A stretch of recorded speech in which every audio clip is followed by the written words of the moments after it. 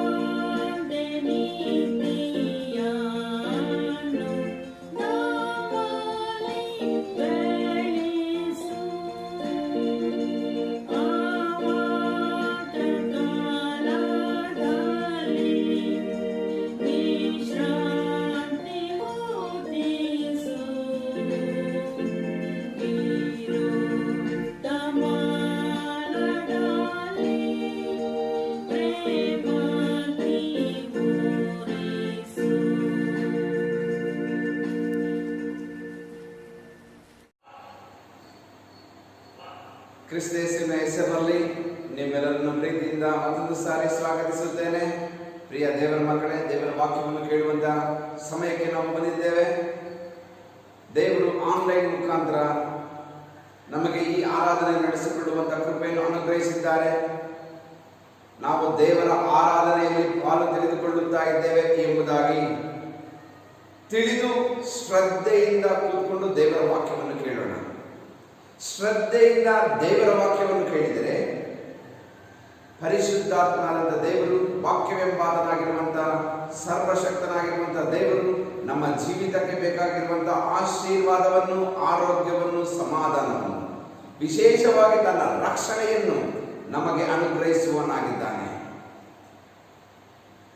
ಪ್ರಿಯ ದೇವರ ಮಕ್ಕಳೇ, ಈ ದಿನಕ್ಕೆ ಆರಿಸಿಕೊಂಡಂತ ದೇವರ ವಾಕ್ಯ ಭಾಗವು ಆದಿಕಾಂಡ 18ನೇ ಅಧ್ಯಾಯ 16ನೇ ವಚನದಿಂದ, ಆದಿಕಾಂಡ 18ನೇ ಅಧ್ಯಾಯ 16ನೇ ವಚನದಿಂದ ಕೆಲವು ವಚನಗಳು.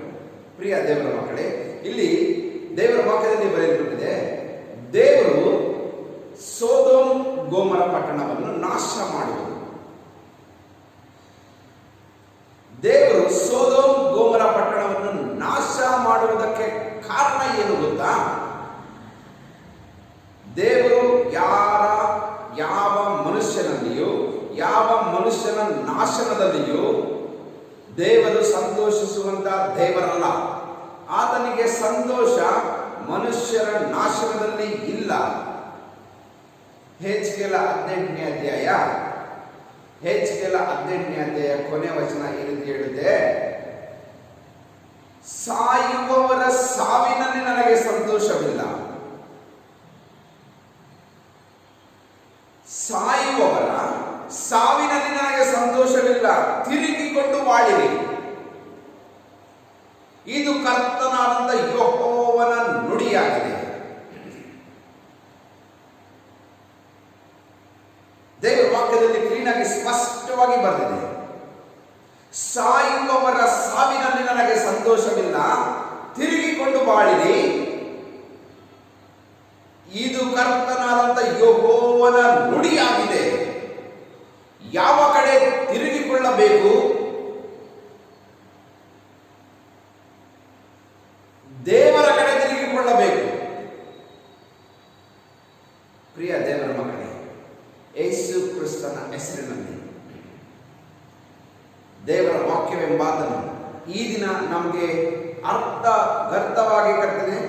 ದೇವರ ಕೃಪೆಯಲ್ಲಿ ದೇವರು ನಮಗೆ ಕ್ಲೀನ್ ಆಗಿ ನಮಗೆ ಅರ್ಥ ಆಗೋ ತರ ಬೋಧನೆ ಮಾಡ್ತಾ ಇದ್ದಾರೆ. ಸೊದೋಮ್ ಗೋಮರ ಪಟ್ಟಣದ ಬಗ್ಗೆ ತಗೊಂಡು ಪರಿಶುದ್ಧಾತ್ಮರಾದಂಥ ದೇವರು ನಮ್ಮ ಜೀವಿತಗಳನ್ನು ಎಚ್ಚರಿಸುತ್ತಾ, ನಮ್ಮ ಜೀವಿತಗಳನ್ನು ಬಲಪಡಿಸುತ್ತಾ, ದೇವರ ನಾಮದ ಮಹಿಮೆಗೋಸ್ಕರ ಈ ಲೋಕದಲ್ಲಿ ನಮ್ಮ ಜೀವನ ಯಾವ ರೀತಿ ಇರಬೇಕೆಂಬುದಾಗಿ ದೇವರು ತಿಳಿಸಿಕೊಡ್ತಾ ಇದ್ದಾರೆ. ಸ್ವಲ್ಪ ಹೊತ್ತು ನಾವು ಶ್ರದ್ಧೆಯಿಂದ ದೇವರ ವಾಕ್ಯವನ್ನು ಕೇಳೋಣ. ನೋಡಿ, 20ನೇ ವಚನ, 18ನೇ ಅಧ್ಯಾಯ 20ನೇ ವಚನ. ಇದಲ್ಲದೆ ಯೆಹೋವನು ಸೊದೋಮ್ ಗೋಮರಗಳ ವಿಷಯವಾಗಿ ಎಷ್ಟು ದೊಡ್ಡ ಮೊರೆ ನನಗೆ ಮುಟ್ಟಿತು.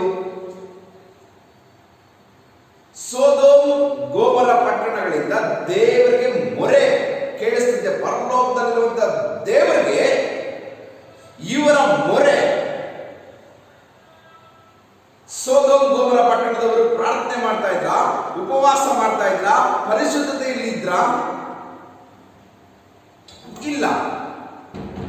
ಒಂದು ವೇಳೆ ಆ ರೀತಿ ಇದ್ದಿದ್ರೆ, ದೇವರ ವಾಕ್ಯಾನುಸಾರ ಅವರು ಜೀವನ ಮಾಡ್ತಾ ಇದ್ದಿದ್ರೆ, ದೇವರ ಸನ್ನಿಧಿಗೆ ಮುಟ್ತಾ ಇದ್ದು ಅವರ ಕಣ್ಣೀರು, ದೇವರ ಸನ್ನಿಧಿಗೆ ಮುಟ್ಟುತ್ತಾ ಇದ್ದು ಅವರ ಪ್ರಾರ್ಥನೆ, ದೇವರ ಸನ್ನಿಧಿಗೆ ಮುಟ್ಟುತ್ತಾ ಇದ್ದು ಅವರ ಸತ್ಕಾರ್ಯಗಳು. ಇಲ್ಲಿ ದೇವರ ಸನ್ನಿಧಿಗೆ ಏನು ಮುಟ್ಟಿದೆ ಎಂಬುದಾಗಿ ದೇವರ ವಾಕ್ಯದಲ್ಲಿ ಕ್ಲೀನ್ ಆಗಿ ಬರೆಯಲ್ಪಟ್ಟಿದೆ.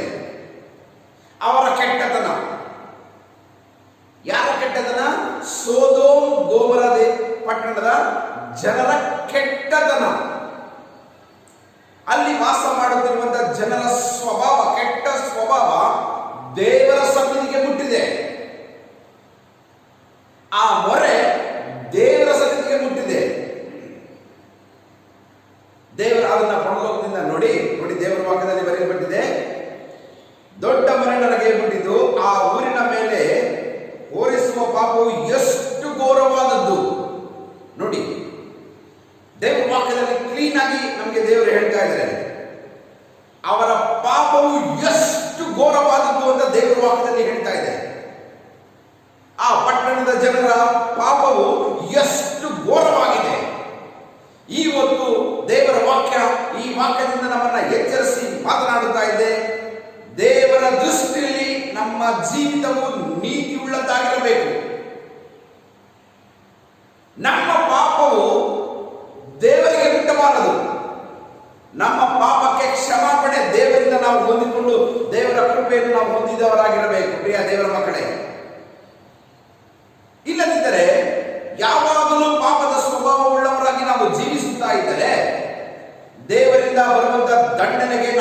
ಬಲಿಯಾಗುತ್ತೇವೆ. ಒಬ್ಬ ಮನುಷ್ಯನ ಸಾಯಿಸೋದ್ರಲ್ಲಿ ದೇವರಿಗೆ ಸಂತೋಷ ಇಲ್ಲ. ಒಬ್ಬ ಮನುಷ್ಯನಿಗೆ ಕಷ್ಟ ಕೊಡೋದ್ರಲ್ಲಿ, ಸಂಕಟ ಕೊಡೋದ್ರಲ್ಲಿ, ವೇದನೆ ಕೊಡೋದ್ರಲ್ಲಿ ದೇವರು ಸಂತೋಷ ಪಡಲ್ಲ. ಒಬ್ಬ ಮನುಷ್ಯ ದೇವರ ಕಡೆ ತಿಳ್ಕೊಂಡು ತನ್ನ ವಾಕ್ಯನ ಕೇಳಿ ತನ್ನ ಜೀವಿತನ ಸರಿಪಡಿಸಿಕೊಳ್ಳೋದ್ರಲ್ಲಿ ದೇವರಿಗೆ ಸಂತೋಷ ಆಗುತ್ತೆ.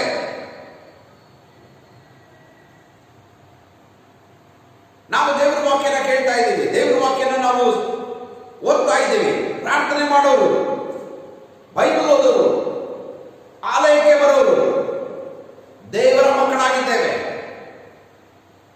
ನಾವು ದೇವರ ಮಕ್ಕಳು ಅಂತ ಬಾಯಿಂದ ಅರಿಕೆ ಮಾಡಿದರೆ ಸಾಲದು. ಕ್ರಿಯೆಗಳ ಮೂಲಕ, ಸತ್ಕಾರ್ಯಗಳ ಮೂಲಕ ನಾವು ತೋರಿಸುವವರಾಗಿರಬೇಕು.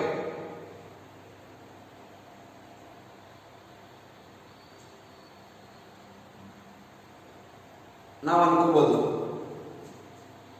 ನಾವು ಒಳ್ಳೆಯವರ ಕೆಟ್ಟವರ? ಸ್ವಾಮಿ ನಮ್ಮನ್ನು ನೋಡ್ತಾ ಇರ್ತಾನೆ. ನಾವು ಅನ್ಕೋಬಹುದು, ನಾನು ಒಳ್ಳೆಯವನ ಕೆಟ್ಟವನ? ಸ್ವಾಮಿ ನಮ್ಮನ್ನು ನೋಡ್ತಾ ಇರ್ತಾರೆ. ನಾವು ಒಳ್ಳೆಯವರ ಕೆಟ್ಟವರ ಅಂತ ದೇವರು ನಿರ್ಣಯಿಸ್ತಾನೆ. ನೋಡಿ, ಈ ಸೊದೋಮ್ ಗೊಮೋರ ಪಟ್ಟಣದ ಪಾಪವು ದೇವರಿಗೆ ಮುಟ್ಟಿದಂತೆ ನಮ್ಮ ಜೀವಿತದಲ್ಲಿ ಇವತ್ತು ದೇವರಿಗೆ ಮುಟ್ಟುತ್ತಾ ಇರುವಂತದ್ದು ಯಾವುದು? ಪ್ರಾರ್ಥನೆನ, ಪರಿಶುದ್ಧವಾದಂಥ ಜೀವನನ? ಇಲ್ಲ ನಮ್ಮ ಪಾಪವ? ನಮ್ಮ ಪಾಪವೇ, ನಾವು ಮಾಡುತ್ತಿರುವಂಥ ಕೆಟ್ಟ ಕೆಲಸಗಳೇ, ಅವಿವೇಕವೇ ಆಗಿದ್ದರೆ ದೇವರಿಂದ ಬರುವಂಥ ದಂಡನೆ ತಪ್ಪಿದ್ದಲ್ಲ. ಯಾಕೆಂದ್ರೆ ದೇವರು ತನ್ನ ಪ್ರೀತಿ ಮಾಡ್ತಾನೆ, ನಮ್ಮನ್ನ ಪ್ರೀತಿ ಮಾಡಿ, ಪ್ರೀತಿ ಮಾಡೋರನ್ನ ಶಿಕ್ಷೆ ಕೊಡ್ತಾನೆ. ಯಾಕೆಂದ್ರೆ ದೇವರ ಕಡೆ ತಿಳ್ಕೊಳ್ಳಿ ಅಂತ. ಇಲ್ಲಿ ಸೊದೋಮ್ ಗೊಮೋರ ಪಟ್ಟಣದ ನಾಶದ ಬಗ್ಗೆ ದೇವರ ವಾಕ್ಯದಲ್ಲಿ ಬರೆಯಲ್ಪಟ್ಟಿದೆ. ದೇವರು ಅಬ್ರಹಾಮನ ಒಟ್ಟಿಗೆ ಮಾತನಾಡ್ತಾನೆ. ಏನಂತ ಗೊತ್ತಾ? ನಾನು ಈ ಸೊದೋಮ್ ಗೊಮೋರ ಪಟ್ಟಣ ನಾಶ ಮಾಡ್ತೀನಿ ಅಂತ. ಆವಾಗ ಈ ಅಬ್ರಹಾಮ ನೀತಿವಂತನಾಗಿರ್ತಾನೆ. ಈ ಸೊದೋಮ್ ಗೊಮೋರ ಪಟ್ಟಣದ ಜನರನ್ನ ನಾಶ ಮಾಡ್ತೀನಿ ಅಂದಾಗ ದೇವರು ಇವನೇನ್ ಮಾಡ್ತಾನೆ ಅಂದ್ರೆ ದೇವರ ಹತ್ರ ವಾದ ಮಾಡ್ತಾನೆ. ಸ್ವಾಮಿ, ಪಾಪಿಗಳು ಅಲ್ಲಿ ಜೀವನ ಮಾಡ್ತಾ ಇದ್ದಾರೆ, ಅದೇ ತರ ನೀತಿವಂತರು ಕೂಡ ಜೀವನ ಮಾಡ್ತಾ ಇರಬಹುದು. ಪಾಪಿಗಳ ಜೊತೆಯಲ್ಲಿ ನೀನು ನೀತಿವಂತರನ್ನು ಕೂಡ ನಾಶ ಮಾಡ್ತೀಯಾ? ನೀನು ನಾಶ ಮಾಡುವಂತ ದೇವರಲ್ಲ, ನೀನು ನ್ಯಾಯವಾಗಿ ಮಾತನಾಡುವಂತ ದೇವರು. ನಿನ್ನ ಮಾತು ನ್ಯಾಯವಾಗಿರುತ್ತದೆ, ಅದು ಶುದ್ಧವಾಗಿರುತ್ತದೆ. ದೇವರ ಹತ್ರ ವಾಗ್ದಾನ ಮಾಡಿದಾಗ ದೇವರ ಹತ್ರ ಕೇಳ್ತಾನೆ ಅಬ್ರಹಾಮ. 23ನೇ ವಚನ. ಆಗ ಅಬ್ರಹಾಮನು ಹತ್ತಿರಕ್ಕೆ ಬಂದು, ನೀನು ದುಷ್ಟರ ಸಂಗಡ ನೀತಿವಂತರನ್ನು ನಾಶ ಮಾಡುವೆಯಾ? ಕ್ವಶನ್ ಮಾರ್ಕ್ ಇದೆ ನೋಡಿ. ದೇವರಿಗೆ ಪ್ರಶ್ನೆ ಆಗ್ತಾ ಇದ್ದಾನೆ. ಒಂದು ವೇಳೆ ಆ ಊರೊಳಗೆ 50 ಮಂದಿ ನೀತಿವಂತರಿದ್ದಾರೋ, ಅದರಲ್ಲಿ 50 ಮಂದಿ ನೀತಿವಂತರಿದ್ದರು, ಆ ಸ್ಥಳವನ್ನು ಉಳಿಸದೆ ನಾಶ ಮಾಡುವೆಯಾ? 50 ಜನ ನೀತಿವಂತರಿದ್ರೆ ಸಾಕು, ಅದನ್ನ ನಾಶ ಮಾಡ್ತೀರಾ? ನೀನು ಉಳಿಸ್ತೀಯಾ ಅಂತ ದೇವರನ್ನ ಕೇಳ್ತಾ ಇದ್ದಾನೆ. ಇಲ್ಲ ನಾಶ ಮಾಡ್ಬಿಡ್ತೀಯಾ? ನಾಶ ಮಾಡ್ತೀಯಾ ಇಲ್ಲ ಉಳಿಸ್ತೀಯಾ? ಕ್ವಶನ್ ಮಾರ್ಕ್ ದೇವರಿಗೆ ಕೇಳ್ತಾ ಇದ್ದಾನೆ. ದೇವರು ಒಬ್ಬ ನೀತಿವಂತನು ಕೂಡ ಸಾಯೋದಕ್ಕೆ ಬಿಡಲ್ಲ. 100 ಜನ ಪಾಪಿಗಳನ್ನ ನಾಶ ಮಾಡೋದ್ರಲ್ಲಿ ಒಬ್ಬ ನೀತಿವಂತ ಅವರ ಸಂಘ ಇದ್ರೆ ಅವರ ಮೂಲಕ ಅವನಿಗೂ ಕೂಡ ನಾಶ ಮಾಡೋಕೆ ಬಿಡಲ್ಲ ದೇವರು. ದೇವರ ಹೃದಯ ನಾಶ ಮಾಡುವುದು ಅಲ್ಲ, ಸಾಯಿಸುವುದು ಅಲ್ಲ. ಈಗ ತಾನೇ ನಾವು ದೇವರ ವಾಕ್ಯನ ಕೇಳಿದ್ವಿ, ಸಾಯುವವರ ಸಾವಿನಲ್ಲಿ ನನಗೆ ಸಂತೋಷವಿಲ್ಲ, ದೇವರ ಕಡೆಗೆ ತಿರುಗಿಕೊಂಡು ಬಾಳಿರಿ. ನಾವು ಅನೇಕ ದೇವರ ವಾಕ್ಯ ಭಾಗದಲ್ಲಿ ಅನೇಕ ಸಂಗತಿಗಳನ್ನ ನಾವು ನೋಡ್ತೀವಿ. ಯೋರನ ಪ್ರವಾದದ ಗ್ರಂಥ ನೋಡಿದಾಗ ನಿನೆವೆ ಪಟ್ಟಣದವರ ಪಾಪವು ದೇವರಿಗೆ ಕೇಳಿಸಿತು, ಆದರೆ ದೇವರ ಕಡೆ ತಿಳ್ಕೊಳ್ಳೋದಕ್ಕೆ ಅವರಿಗೆ ಅವಕಾಶ ಸಿಕ್ಕಿತು. ಇಲ್ಲಿ ಎಷ್ಟು ಘೋರವಾಗಿತ್ತಂದ್ರೆ ಪಾಪ ತುಂಬಾ ಭಯಂಕರವಾಗಿತ್ತು. ಸೊದೋಮ್ ಗೊಮೋರ ಪಟ್ಟಣ ಅಂದ್ರೆ ದೇವರು ಆಕಾಶದಿಂದ ಆ ಪಟ್ಟಣವನ್ನು ನಾಶ ಮಾಡಬೇಕೆಂದರೆ ಆ ಪಟ್ಟಣದ ಜನರು ಎಷ್ಟು ಘೋರವಾದಂತಹ ಪಾಪದಲ್ಲಿ ಬಿದ್ದಿರುತ್ತಾರೆ.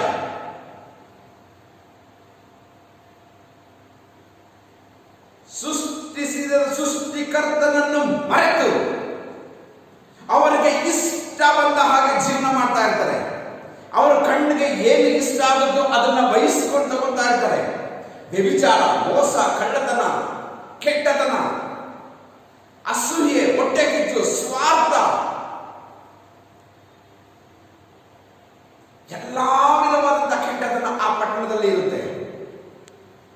ಅದನ್ನ ನಾಶ ಮಾಡಬೇಕು ಅಂದಾಗ ಅಬ್ರಹಾಂ ತಡಿತಾನೆ, ಅಡ್ಡ ಹೋಗ್ತಾನೆ. ಸ್ವಾಮಿ ಬೇಡ ಬೇಡ ಸ್ವಾಮಿ, 50 ಜನ ಇದ್ದಾರೆ, 50 ಜನ.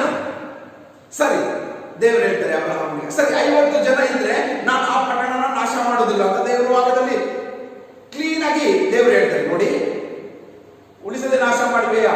ಆ ರೀತಿ ದುಷ್ಟರಿಗೂ ಶಿಷ್ಯರಿಗೂ ಭೇದ ಮಾಡದೆ ದುಷ್ಟರ ಸಂಗಡ ನೀತಿವಂತರನ್ನು ಸಂಹರಿಸುವುದು ನಿನ್ನಿಂದ ಎಂದಿಗೂ ಆಗಬಾರದು. ಸರ್ವಲೋಕಕ್ಕೆ ನ್ಯಾಯ ತೀರಿಸುವವನು ನ್ಯಾಯವನ್ನೇ ನಡೆಸುವವನಲ್ಲವೇ? ದೇವರ ವಾಕ್ಯದಲ್ಲಿ ಬರೆಯಲ್ಪಟ್ಟಿದೆ ಎಂದು ಹೇಳಲು ಯೆಹೋವನು, ಸೊದೋಮಿನಲ್ಲಿ 50 ಮಂದಿ ನೀತಿವಂತರು ನನಗೆ ಸಿಕ್ಕಿದರೆ ಅದರ ನಿಮಿತ್ತ, 50 ಜನ ನೀತಿವಂತರು ನನಗೆ ಸಿಕ್ಕಿದರೆ ಅದರ ನಿಮಿತ್ತ ನಾನು ಪಟ್ಟಣವನ್ನು ಕಾಪಾಡುವೆನು. ಎಷ್ಟು ಒಳ್ಳೆ ಮನಸ್ಸು ನೋಡಿ. 50 ಜನ ಕಾಣಿಸಿದ್ರೆ ಅದರ ನಿಮಿತ್ತ ಪಟ್ಟಣವನ್ನೇ ಕಾಪಾಡ್ತಾನಂತೆ. ಆ ಪಟ್ಟಣದಲ್ಲಿರುವಂತಹ ಎಲ್ಲಾ ಜನರನ್ನ ದೇವರು ಕಾಪಾಡ್ತಾನಂತೆ. ಅಬ್ರಹಾಮನ ಮತ್ತೆ ಇನ್ನೊಂದು ಪ್ರಶ್ನೆ ಕೇಳ್ತಾರೆ. ಏನಂತ ಕೇಳ್ತಾನೆ ಅಂದ್ರೆ, ಯೆಹೋವನು ಸೊದೋಮಿನಲ್ಲಿ 27ನೇ ವಚನ, ಅದಕ್ಕೆ ಅಬ್ರಹಾಮನು, ಇಗೋ ಮಣ್ಣು ಬೂದಿಯೂ ಆಗಿರುವ ನಾನು ಸ್ವಾಮಿಯ ಸಂಗಡ ವಾದಿಸುವುದಕ್ಕೆ ಧೈರ್ಯ ಕೊಟ್ಟಿದ್ದೇನೆ. ಒಂದು ವೇಳೆ 50 ಮಂದಿ ನೀತಿವಂತರಿಗೆ 5 ಮಂದಿ ಕಡಿಮೆಯಾಗಿದ್ದರೂ ಕೇಳ್ಕೊಂಡು ಬರ್ತಾನೆ. 45 ಜನ ಇದ್ರೆ ಆ ಪಟ್ಟಣನ ನಾಶ ಮಾಡ್ತಿರಂಗೆ ಇರ್ತೀಯ ನೀನು? ದೇವರು ಹೇಳ್ತಾನೆ, ಸರಿ ನಾನು ನಾಶ ಮಾಡಲ್ಲ. ಹಂಗೆ ಬರ್ತಾ ಬರ್ತಾ ಬರ್ತಾ ಬರ್ತಾ ಕೊನೆಗೆ 10 ಜನ ಕೇಳ್ತಾನೆ, ಸ್ವಾಮಿ 10 ಜನ ಇದ್ರೆ ಆ ಪಟ್ಟಣದಲ್ಲಿ ನೀತಿವಂತರು, ನೀನು ಅವರನ್ನು ನೋಡಿ ಆ ಪಟ್ಟಣಕ್ಕೆ ಕನಿಕರ ತೋರಿಸ್ತೀಯಾ? ಹೌದು ಮಗನೇ, 10 ಜನ ನನಗೆ ತೋರಿಸು ಸಾಕು. 10 ಜನ ಸಾಕು, 10 ಮೆಂಬರ್ಸ್. ಆ ಪಟ್ಟಣದಲ್ಲಿ ನೀತಿವಂತರನ್ನ ತೋರಿಸು, ನಾನು ಅವರನ್ನು ನೋಡಿ ಪಟ್ಟಣವನ್ನು ಕಾಪಾಡುತ್ತೇನೆ. ಪ್ರಿಯ ದೇವರ ಮಗುವೇ, ದೇವರು ನೀತಿವಂತನಿಗೆ ಕೊಡುವಂತ ಉತ್ತಮವಾದಂತ ಆಶೀರ್ವಾದ, ಒಬ್ಬ ನೀತಿವಂತನಿಗೆ ದೇವರು ಕೊಡುವಂತ ಆಶೀರ್ವಾದ, ಅವನನ್ನು ನೋಡಿ ಅವನ ಕುಟುಂಬವನ್ನು, ಅವನ ಪಟ್ಟಣವನ್ನು ದೇವರು ಕಾಪಾಡುತ್ತಾನೆ.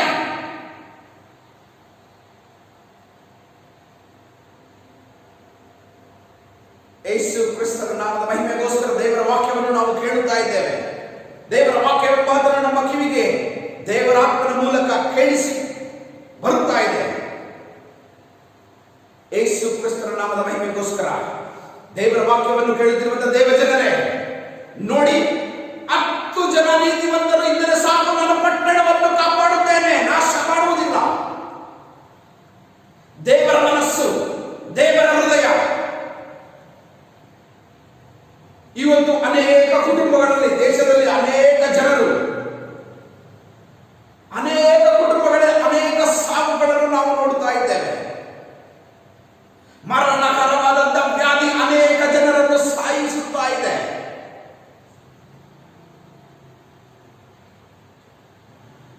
ಯೆಹೋವನೇ ಸಾಯಿಸುವವನು, ಒದಗಿಸುವವನು, ಆತನ ಕೈಯಲ್ಲೇ ನಮ್ಮ ಜೀವ ಉಂಟು.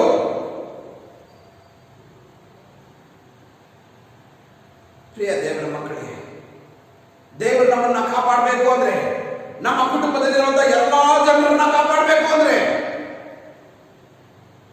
ನಮ್ಮ ಸಭೆಯನ್ನ ಕಾಪಾಡಬೇಕು ಅಂದ್ರೆ, ನಮ್ಮ ರಾಜ್ಯನ ಕಾಪಾಡಬೇಕು ಅಂದ್ರೆ, ನಮ್ಮ ದೇಶನ ಕಾಪಾಡಬೇಕು ಅಂದ್ರೆ, ದೇವರ ದೃಷ್ಟಿಯಲ್ಲಿ ಕಾಣಿಸಬೇಕು. ದೇವರಿಗೆ ನೀತಿವಂತರು,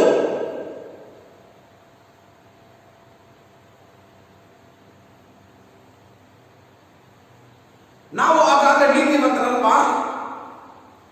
ನೀತಿವಂತನು ಒಬ್ಬನೂ ಇಲ್ಲ, ಒಬ್ಬನಾದರೂ ಇಲ್ಲ.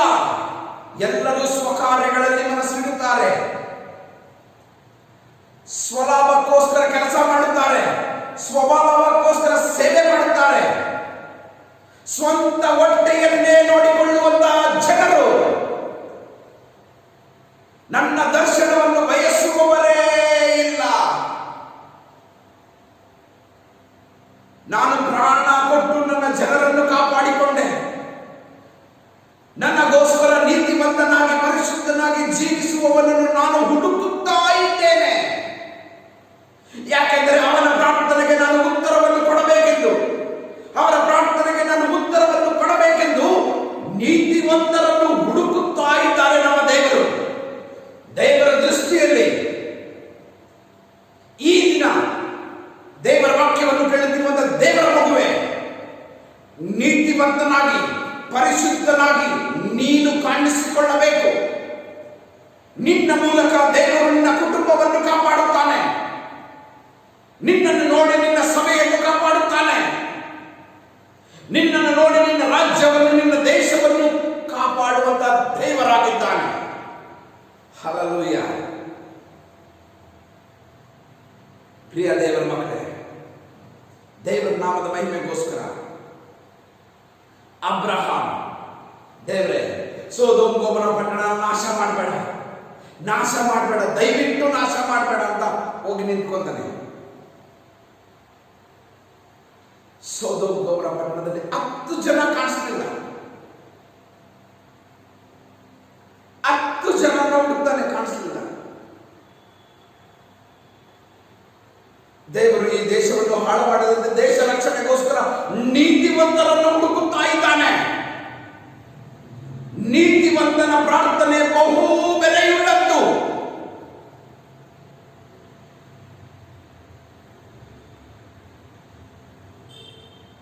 ನೀತಿವಂತನ ಪ್ರಾರ್ಥನೆ ಬಹು ಬೆಲೆಯುಳ್ಳದ್ದು ಅಂತ ದೇವರು ವಾಕ್ಯ ರೂಪವಾಗಿ ನಮ್ಮ ಸಂಗಡ ಮಾತನಾಡಿದ್ದಾನೆ.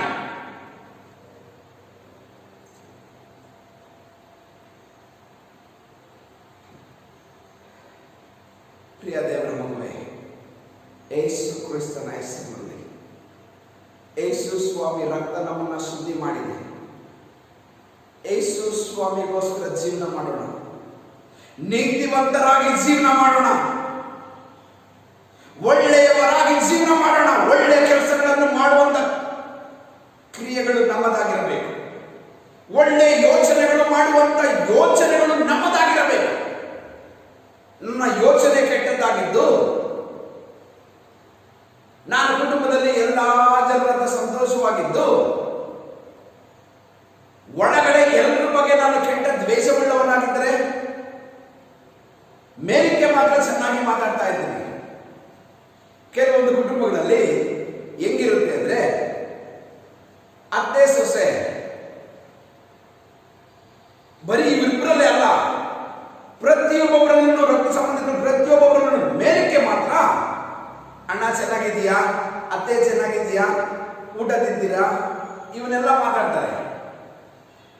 ಸೊಸೆ ಹತ್ರ ಏನಮ್ಮ ಊಟ ಮಾಡ್ತೀಯಾ, ಊಟ ಮಾಡ್ದ ಎಲ್ಲ ಕೇಳ್ತಾರೆ. ಆದ್ರೆ ಒಳಗಡೆ ಅವ್ರ ಬಗ್ಗೆ ಬೇರೆ ಹತ್ರ ಹೋಗ್ಬಿಟ್ಟು ನಮ್ಮ ಅತ್ತೆ ಇಂಥವ್ರು, ನಮ್ಮ ಮಾವ ಇಂಥವ್ರು, ನನ್ನ ಸೊಸೆ ಇಂಥವ್ರು, ನನ್ನ ಮಗ ಇಂಥವ್ರು, ನನ್ನ ಮಗಳು ಇಂಥವ್ರು, ನಮ್ಮ ತಾಯಿ ಇಂಥವ್ರು, ನಮ್ಮ ತಂದೆ ಇಂಥವ್ರು, ಒಳಗಡೆ ಇರೋದನ್ನ ಯಾರ ಹತ್ರ ಬಿಡ್ತೀವಿ, ಬೇರೆ ಹತ್ರ ಬಿಡ್ತಾ ಇದ್ದಾರೆ. ಈ ರೀತಿ ಸ್ವಭಾವ ಅನೇಕ ಕುಟುಂಬಗಳಲ್ಲಿ ಈಗ ನಡೀತಾ ಇದೆ. ಮೇಲಕ್ಕೆ ಮಾತ್ರ ನಾನು ಒಳ್ಳೆಯವನಾಗಿ ನಟಿಸ್ತಾ ಇರ್ತೇನೆ, ಒಳ್ಳೆಯವನಾಗಿ ನಟನೆ ಮಾಡ್ತಾ ಇರ್ತೇನೆ, ಯಾವಾಗಲೂ ಪ್ರಾರ್ಥನೆ ಮಾಡ್ತಾ ಇರ್ತೀನಿ, ಯಾವಾಗಲೂ ದೇವರ ಆಡ್ತಾ ಇರ್ತೀನಿ, ಯಾವಾಗಲೂ ಬೈಬಲ್ ಓದ್ತಾ ಇರ್ತೀನಿ.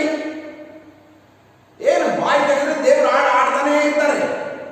ಕಿರಿಕ್ರಿಯೆ ಮಾತ್ರ ಒಳಗಡೆ ಮಾತ್ರ. ದೇವರು ನೋಡೋದು ಏನ್ ಗೊತ್ತಾ, ನಿನ್ನ ಆಚೆ ಕಡೆ ಇರುವಂತ ನಿನ್ನ ಶರೀರ ನೋಡ್ಬಿಟ್ಟು ನಿನ್ನ ನೀತಿವಂತ ಅಂತ ದೇವರು ನಿರ್ಣಯ ಮಾಡಲ್ಲ. ನಿನ್ನ ಹೃದಯನ ನೋಡ್ಬಿಟ್ಟು ದೇವರು ನಿರ್ಣಯ ಮಾಡ್ತಾನೆ. ನಿನ್ನ ಕ್ರಿಯೆಗಳನ್ನ ನೋಡ್ಬಿಟ್ಟು ದೇವರು ನಿರ್ಣಯಿಸ್ತಾನೆ ನೀನು ನೀತಿವಂತ ಅಂತ. ನೀತಿವಂತ ಅಂದ್ರೆ ಏನ್ ಗೊತ್ತಾ? ಒಳಗಡೆ ಇರೋದನ್ನೇ ಆಚೆ ತೋರಿಸೋದು. ಒಳಗಡೆ ಒಂದು ಆಚೆ ಒಂದು ಮಾಡುವಂತವರಲ್ಲ. ಮೇಲಕ್ಕೆ ಚೆನ್ನಾಗಿ ಮಾತಾಡ್ತಾರೆ, ಪಾಸ್ಟ್ರೆ ಚೆನ್ನಾಗಿದ್ದೀರಾ ಅಂತ. ಒಳಗಡೆ ಮಾತ್ರ ಅವ್ರನ್ನ ಕಂಡ್ರೆ ಆಗಲ್ಲ. ಒಬ್ಬರಲ್ಲಿ ಒಬ್ರು ಚೆನ್ನಾಗಿದ್ದೀರಾ ಚೆನ್ನಾಗಿದ್ದೀರಾ ಅಂತ ಮಾತಾಡ್ತಾರೆ. ಅವ್ರು ನೋಡಿದ್ರೆ ಇವ್ರಿಗಾಗಲ್ಲ, ಇವ್ರು ನೋಡಿದ್ರೆ ಅವ್ರಿಗಾಗಲ್ಲ. ಯಾಕೆ ಆಗಲ್ಲ? ಏನು ನಮ್ಮ ಜೀವನ ಇವತ್ತು ಹಿಡಿದಿರುವಂಥದ್ದು ಯಾವ ಪಾಪ? ದೇವರ ಸನ್ನಿಧಿಗೆ ಮುಟ್ಟಿ ಕೇಳಿಸ್ತಾ ಇರುವಂಥದ್ದು ಪಾಪ ಯಾವುದು? ಸ್ವಾರ್ಥನ? ಸ್ವಂತ ಹೊಟ್ಟೆಯನ್ನೇ ನೋಡಿಕೊಳ್ಳುವಂಥದ?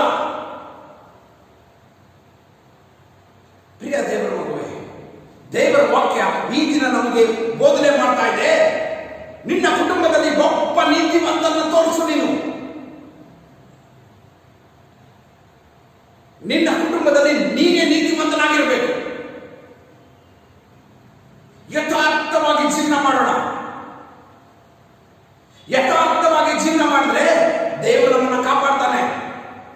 ಯಥಾರ್ಥವಾಗಿ ನೀತಿವಂತರಾಗಿ ಜೀವನ ಮಾಡೋರನ್ನ ದೇವರು ನಾಶ ಮಾಡೋದಿಲ್ಲ. ಪಾಪಿಗಳು, ಅವಿಧೇಯರು, ಅವಿವೇಕರು, ಅಜ್ಞಾನಿಗಳು.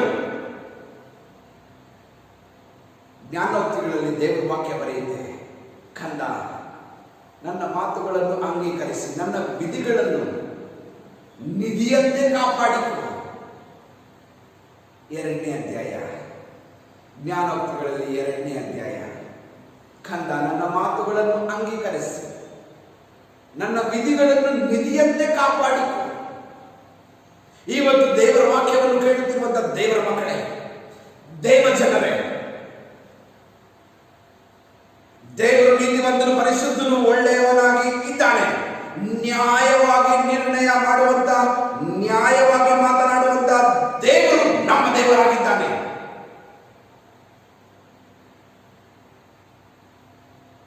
ದೇವರ ಕೃಪಾಸನ ಮುಂದೆ, ದೇವರ ನ್ಯಾಯಾಸನ ಮುಂದೆ, ದೇವರ ಮುಂದೆ ನಾವು ನಿಂತ್ಕೊಳ್ಳೋಕೆ ಅರ್ಹರಾಗಿದ್ದೇವಾ? ಸ್ವಾಮಿ, ನಾನು ನೀತಿವಂತ. ದೇವರೇ, ನಾನು ಯಥಾರ್ಥವಾಗಿ ಜೀವನ ಮಾಡ್ತಾ ಇದ್ದೆ. ಕುಟುಂಬದಲ್ಲೂ, ಮನೆಯಲ್ಲೂ, ಕೆಲಸದಲ್ಲೂ, ಸಭೆಯಲ್ಲೂ, ಸಮಾಜದಲ್ಲೂ ಯಥಾರ್ಥವಾಗಿ ಜೀವನ ಮಾಡ್ತಾ ಇದ್ದೇನೆ. ಹೇಳೋದಕ್ಕೆ ಧೈರ್ಯ ಇದೆಯಾ? ದೇವರ ವಾಕ್ಯ ಕೇಳ್ತಾ ಇದೆ. ಈ ಮಾತು ಹೇಳೋದಕ್ಕೆ ಧೈರ್ಯ ಇದೆಯಾ? ಧೈರ್ಯ ಇದ್ರೆ ದೇವರ ನಾಮಕ್ಕೆ ಮಹಿಮೆ ಉಂಟಾಗಲಿ. ದೇವರು ನಿನ್ನ ಜೀವನನ ಬಲಪಡಿಸಿ ಇನ್ನೂ ಹೆಚ್ಚಿನದಾಗಿ ದೇವರನ್ನು ಆಶೀರ್ವಾದ ಮಾಡ್ತಾನೆ. ನಿನ್ನ ಕುಟುಂಬದಲ್ಲಿ ನೀನು ಯಥಾರ್ಥವಾಗಿ ಜೀವನ ಮಾಡ್ತಾ ಇದೀಯಾ? ದೇವರಿಗೆ ಸಂತೋಷ, ದೇವರಿಗೆ ಉಲ್ಲಾಸ. ನನ್ನ ಮಕ್ಕಳು ದೇವರು ನಮ್ಮನ್ನು ನೋಡಿ ಬಲ ನಂಬಿಕಸ್ಥನಾದ ಒಳ್ಳೆಯ ಆಳು, ಯಥಾರ್ಥವಾಗಿ ಜೀವನ ಮಾಡ್ತಾ ಇದ್ದಾರೆ. ಕುಟುಂಬದಲ್ಲಿ, ಮನೆಯಲ್ಲಿ ನೆಮ್ಮದಿಯಿಂದ ಇರ್ತಾರೆ. ಏನಿದೆಯೋ ಅದರಲ್ಲೇ ಅಡ್ಜಸ್ಟ್ ಮಾಡಿಕೊಂಡು ಅನ್ಯೋನ್ಯವಾಗಿರ್ತಾರೆ. ಪ್ರಿಯ ದೇವರ ಮಕ್ಕಳೇ, ದೇವರ ವಾಕ್ಯಾನುಸಾರ ಪರಿಶುದ್ಧಾತ್ಮನಾದಂಥ ದೇವರ ಕೃಪೆಯಲ್ಲಿ ಈ ದಿನ ನಮಗೆ ದೇವರ ವಾಕ್ಯ ಬೋಧನೆ ಹೇಳುತ್ತಾ ಇರುವಂತಹ ಮಾತು ಏನು ಗೊತ್ತಾ? ಸೊದೋಮ್ ಗೋಮರ ಪಟ್ಟಣವನ್ನು ದೇವರು ನಾಶ ಮಾಡಿದನು. ಆ ದಿನ ಸೊದೋಮ್ ಗೋಮರ ಪಟ್ಟಣವನ್ನು ನಾಶ ಮಾಡಿದನು. ಈ ದಿನ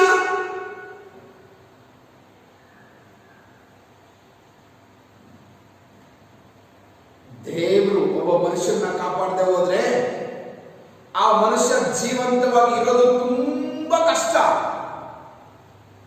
ಅವನ ಬಲದಿಂದ, ಅವನ ಶಕ್ತಿಯಿಂದ, ಅವನ ಸಾಮರ್ಥ್ಯದಿಂದ ಬದುಕಿ ಉಳಿಯೋದು ತುಂಬಾ ಕಷ್ಟವಾಗಿದೆ. ಯಾಕೆಂದ್ರೆ ಅವರ ಜೀವ ಅವನದ್ದಲ್ಲ, ನನ್ನ ಪ್ರಾಣ ನನ್ನದಲ್ಲ, ಇದು ದೇವರ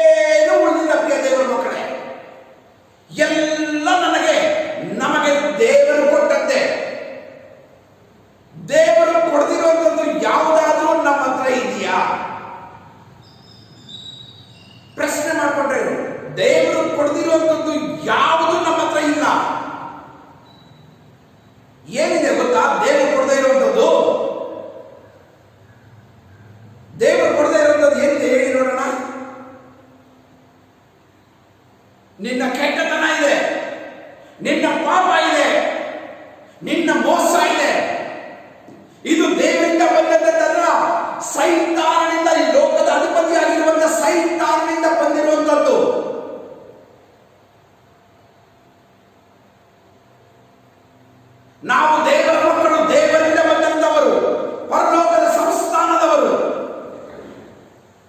ದೇವರ ದೃಷ್ಟಿಯಲ್ಲಿ ನೀತಿವಂತರು, ದೇವರ ದೃಷ್ಟಿಯಲ್ಲಿ ಶ್ರೇಷ್ಠವಾದವರು. ಈ ಲೋಕಕ್ಕೆ ಸಂಬಂಧಪಟ್ಟಂತ ದೇವ ಜನರಲ್ಲ. ಮನುಷ್ಯರ ಹಾಗೆ ನಮ್ಮ ಜೀವನ ಇರಬಾರದು. ದೇವರನ್ನ ನಂಬಿದ್ರೆ ಇದ್ರೆ ಹಿಂಗೆ ಇರಬೇಕು, ಇಲ್ಲ ಅಂದ್ರೆ ನೀನು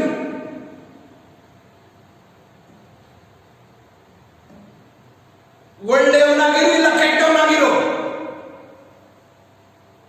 ಬೈಬಲ್ ಇಟ್ಕೊಂಡ್ರೆ ಬೈಬಲ್ ಬೋಧನೆ ಮಾಡುತ್ತೆ, ದೇವರ ವಾಕ್ಯ ಹೇಳುತ್ತೆ, ಪರಿಶುದ್ಧಾತ್ಮ ದೇವರು ಹೇಳ್ತಾನೆ ನೀನು ಒಳ್ಳೆಯವನಾಗಿ ಜೀವನ ಮಾಡಬೇಕು. ಇದು ನನ್ನ ರೂಲ್.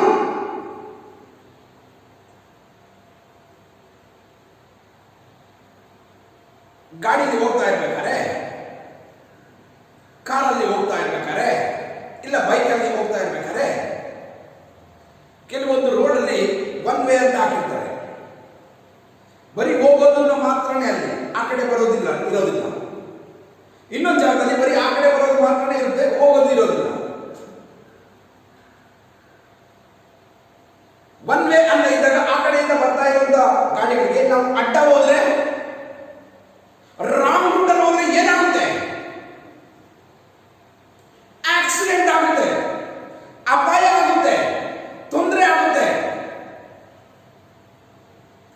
ಬೈಬಲ್ ದೇವರ ವಾಕ್ಯ ಒನ್ ವೇ. ಆತನು ಪರಿಶುದ್ಧನು, ನೀತಿವಂತನು. ಇದರ ಹೆಸರು ಪರಿಶುದ್ಧವಾದಂತಹ ಗ್ರಂಥ, ಸತ್ಯ ವೇದ. ಸತ್ಯವನ್ನು ಮಾತ್ರನೇ ಮಾತನಾಡುತ್ತದೆ ಈ ಸತ್ಯ ವೇದ. ನಿನ್ನ ಜೀವನ ನೀತಿವಂತನಾಗಿ, ನೀನು ನೀತಿವಂತನಾಗಿ ಜೀವಿಸುತ್ತೆ, ದೇವರ ಕೃಪೆ ನಿನ್ನನ್ನು ಕಾಪಾಡುತ್ತೆ. ನೀತಿವಂತನಾಗಿ ನಿನ್ನ ಜೀವನ ಇದ್ರೆ, ನೀತಿಯಲ್ಲಿರುವಂತ ನೀತಿಯುಳ್ಳಂತ ದೇವರು ನಿನ್ನ ಜೀವನದಲ್ಲಿ ಇರ್ತಾನೆ. ಇದಕ್ಕೆ ವಿರುದ್ಧವಾಗಿ ನೀನು ಬಂದ್ರೆ ಆಕ್ಸಿಡೆಂಟ್ ಆಗುತ್ತೆ. ಸತ್ಯವೇದಕ್ಕೆ, ಪರಿಶುದ್ಧವಾದಂತ ಗ್ರಂಥಕ್ಕೆ ನೀನು ವಿರುದ್ಧವಾಗಿ ಬಂದ್ರೆ ಆಕ್ಸಿಡೆಂಟ್ ಆಗುತ್ತೆ, ಅಪಾಯ ಸಂಭವಿಸುತ್ತದೆ. ದೇವರ ವಾಕ್ಯ ಹಿಂಬಾಯಿ ಕತ್ತಿ ಇದ್ದಂಗೆ ಸರಿಯಾದ ರೀತಿಯಲ್ಲಿ ಉಪಯೋಗಿಸಬೇಕು. ಸರಿಯಾದ ಮಾರ್ಗದಲ್ಲಿ ಅದನ್ನ ಉಪಯೋಗಿಸಬೇಕು. ಇಲ್ಲ ಅಂದ್ರೆ ಅಪಾಯ. ದೇವರು ಕೆಟ್ಟದನ್ನ ಒಳ್ಳೆದನ್ನ ಎರಡು ಅಡ್ಜಸ್ಟ್ ಮಾಡ್ಕೊಂಡಿರಕ್ಕಾಗಲ್ಲ. ದೇವರು ಒಳ್ಳೆಯವನು. 10 ಜನನ ತೋರಿಸಪ್ಪ, ನಾನು ಸೊದೋಮ್ ಗೊಮೋರ ಪಟ್ಟಣನ ನಾಶ ಮಾಡೋದಿಲ್ಲ ಅಂತ ಅಬ್ರಹಾಂ ಹತ್ರ ಮಾತಾಡ್ತಾನೆ. ಸೊದೋಮ್ ಗೊಮೋರ ಪಟ್ಟಣದಲ್ಲಿ 10 ಜನ ದೇವರಿಗೆ ಕಾಣಿಸ್ತಿಲ್ಲ. ದೇವರು ಇವತ್ತು ನಿನ್ನ ಕುಟುಂಬನ ಕಾಪಾಡ್ತಾ ಇದ್ದಾರೆ. ಎಸ್, ದೇವರ ವಾಕ್ಯ ನಿನ್ನ ಕುಟುಂಬನ ಕಾಪಾಡ್ತಾ ಇದೆ. ನಿರ್ಲಕ್ಷ್ಯತೆಯಿಂದ ನಿನ್ನ ಜೀವನ ಮಾಡಬೇಡ. ಪ್ರಾರ್ಥನೆ ಮಾಡು, ಬೈಬಲ್ ಓದು, ನೀತಿವಂತನ ಇನ್ನೂ ನೀತಿಯನ್ನು ಅನುಸರಿಸು. ಶುದ್ಧನ ಪರಿಶುದ್ಧತೆಯಲ್ಲಿ ನಡಿ. 5 ನಿಮಿಷ, 10 ನಿಮಿಷ, ಅರ್ಧ ಗಂಟೆ ಪ್ರಾರ್ಥನೆ ಮಾಡ್ತಾ ಇದೀಯಾ, 1 ಗಂಟೆ ಪ್ರಾರ್ಥನೆ ಮಾಡುವಂತ ದೇವರ ಪುರುಷನಾಗು. ದೇವರ ಮಕ್ಕಳಾಗ್ರಿ. 2 ಬಾರಿ ಪ್ರೇಯರ್ ಮಾಡ್ರಿ. ದೇಶಕ್ಕೋಸ್ಕರ ಪ್ರಾರ್ಥನೆ ಮಾಡ್ರಿ. ನಿನ್ನ ಕುಟುಂಬಕ್ಕೋಸ್ಕರ, ನಿನ್ನ ಮಕ್ಕಳಿಗೋಸ್ಕರ, ಹೆಂಡತಿಗೋಸ್ಕರ, ಗಂಡನಿಗೋಸ್ಕರ, ತಂದೆ ತಾಯಿಗೋಸ್ಕರ ಕಣ್ಣೀರು ಬೀಳಲಿ. ಪ್ರಿಯ ದೇವರ ಮಕ್ಕಳೇ, ಗೋಳಾಡ್ರಿ. ದೇವರೇ ನಮ್ಮನ್ನ ನಡೆಸು, ದೇವರೇ ನಮ್ಮನ್ನ ನಡೆಸು. ಪರಿಶುದ್ಧಾತ್ಮನಾದಂತ ದೇವರೇ ನನ್ನ ಕುಟುಂಬನ ಕಾಪಾಡು. ಇನ್ನು ಮೇಲೆ ನಿನ್ನ ದೃಷ್ಟಿಗೆ ನಾನು ನೀತಿವಂತನಾಗಿ ಕಾಣಿಸ್ತೇನೆ. ನಿನ್ನ ಹೆಸರು ನೀತಿಯ ರಾಜ. ಎಸ್, ನನಗೆ ಗೊತ್ತು.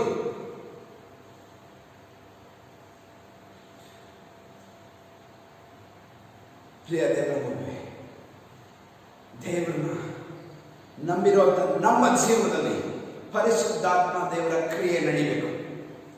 ದೇವರ ವಾಕ್ಯ ಈ ದಿನ ನಮಗೆ ಸ್ಪಷ್ಟವಾಗಿ ಕ್ಲೀನ್ ಆಗಿ ಅರ್ಥ ಆಗೋದರ ದೇವರು ನಮ್ಮನ್ನ ಉಪದೇಶಿಸಿ ಮಾತನಾಡಿರುವಂತಹ ಮಾತುಗಳು ನಮ್ಮ ಜೀವಿತಕ್ಕೆ ಆಶೀರ್ವಾದವಾಗಿದೆ.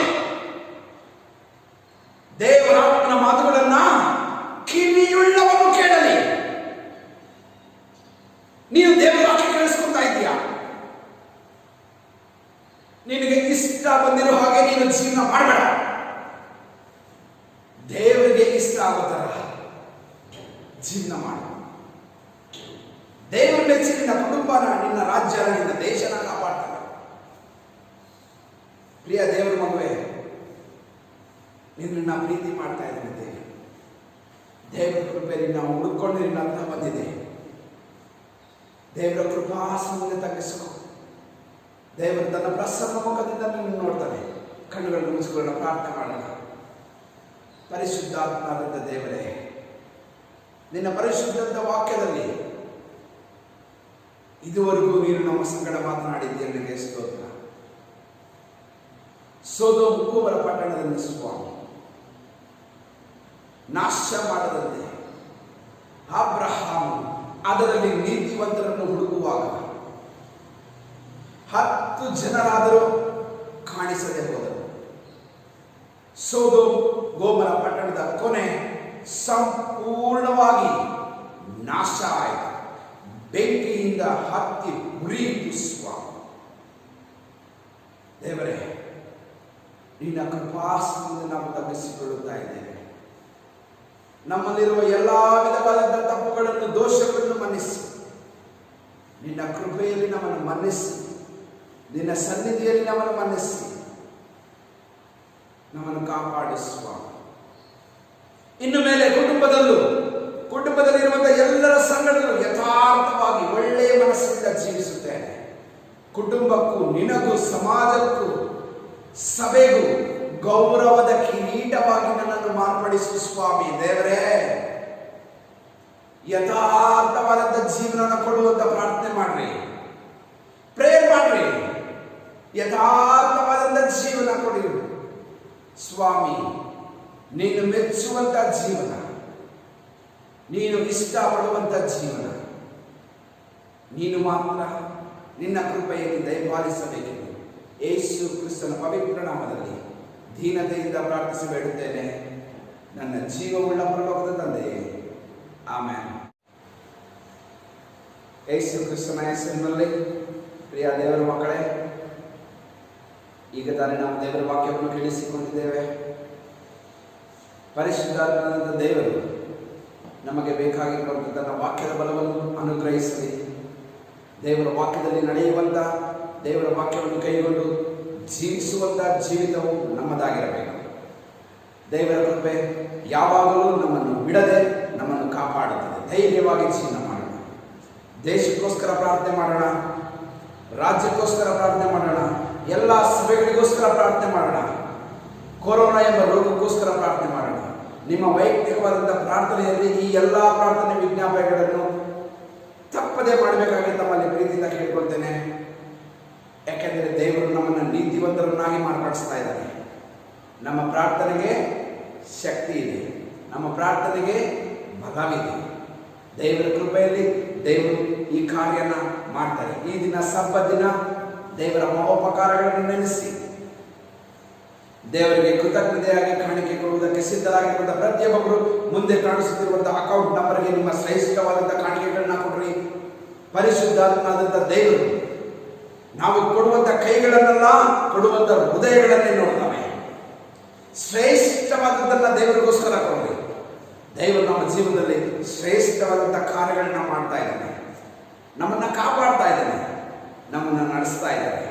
ದೇವರ ಕೃಪೆ ನಮ್ಮ ಸಂಗಡ ಇರುತ್ತೆ. ನಾವೆಲ್ಲರೂ ನಮ್ಮ ಕಾಣಿಕೆಗಳನ್ನು ನಮ್ಮ ಕೈಗಳಲ್ಲಿ ಇಟ್ಕೊಳ್ಳೋಣ. ಅದಕ್ಕೋಸ್ಕರ ಪ್ರಾರ್ಥನೆ ಮಾಡುತ್ತೇನೆ. ಸ್ವಾಮಿ, ಭೂಮಿ ಆಕಾಶಗಳನ್ನು ಉಂಟು ಮಾಡಿದಂಥ ಸರ್ವಶಕ್ತನಾದಂಥ ಪರಲೋಕ ತಂದೆಯ ದೇವರು ನೀನು, ಸರ್ವರಲ್ಲಿಯೂ ಸರ್ವ ಕಾರ್ಯಗಳನ್ನು ಮಾಡುವಂಥ ದೇವರು ನೀನೇ. ನಿನ್ನ ಕೃಪೆಯಲ್ಲಿ ನೀನು ನಮ್ಮನ್ನು ಪ್ರೀತಿಸಿ ನಮಗೆ ಕೊಟ್ಟದರಲ್ಲಿ ಸ್ವಾಮಿ ಶ್ರೇಷ್ಠವಾದದ್ದನ್ನು ನಿನ್ನ ಕೃಪಾಸನದಿಂದ ಕಾಣಿಕೆಯಾಗಿ ತಂದಿದ್ದೇವೆ. ಈ ಕಾಣಿಕೆಯನ್ನು ನೀನು ಆಶೀರ್ವಾದ ಮಾಡಿ ನಿನ್ನ ರಾಜ್ಯದ ಮಹಿಮೆಗೋಸ್ಕರ, ನಿನ್ನ ಪ್ರಖ್ಯಾತಿಗೋಸ್ಕರ ಇದನ್ನು ಉಪಯೋಗಿಸಿಕೊ.